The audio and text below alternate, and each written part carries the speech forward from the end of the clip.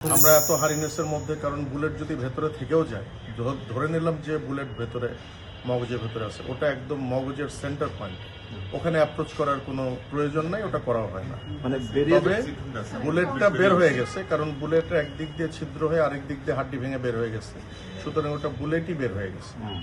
Overall condition খুবই খারাপ, একেবারে ক্রিটিক্যাল বলতে যা বোঝায় তাই।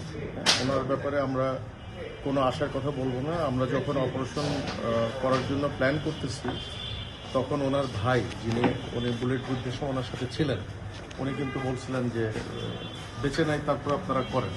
কিন্তু আমরা কিন্তু আশা ছাড়ি নাই, তার সাইন অফ লাইফ কিন্তু ছিল।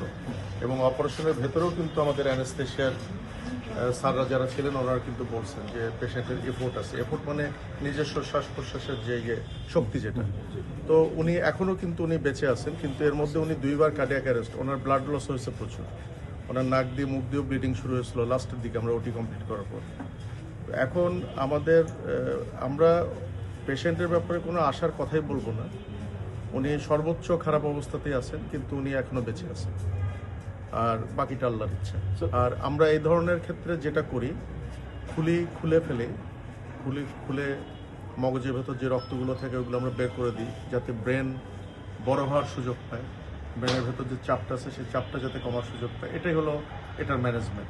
তো এটা আমরা করে এখন রুগীর ভালো আইসিইউ সাপোর্টের জন্য রুগীর যারা আত্মীয় স্বজন তারাই প্রেফার করছেন যে এবার কেয়ারে নেওয়ার জন্য।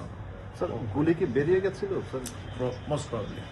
মানে আমরা এত হারিনেসের মধ্যে, কারণ বুলেট যদি ভেতরে থেকেও যায়, ধরে নিলাম যে বুলেট ভেতরে মগজের ভেতরে আছে, ওটা একদম মগজের সেন্টার পয়েন্ট, ওখানে অ্যাপ্রোচ করার কোনো প্রয়োজন নাই, ওটা করা হয় না। মানে তবে বুলেটটা বের হয়ে গেছে, কারণ বুলেটটা একদিক দিয়ে ছিদ্র হয়ে আরেক দিক দিয়ে হাড্ডি ভেঙে বের হয়ে গেছে, সুতরাং ওটা বুলেটই বের হয়ে গেছে আমরা ধরে নিতে পারি। কিন্তু বুলেটের কিছু ফ্র্যাগমেন্ট ব্রেনের ভেতর থেকে গেছে, সেটা আমরা যখন অপারেশন করছি কিছু ফ্র্যাগমেন্ট আমরা পেয়েছি, ওগুলো আমরা সংরক্ষণ করছি, খুব ছোট ছোট ফ্র্যাগমেন্ট।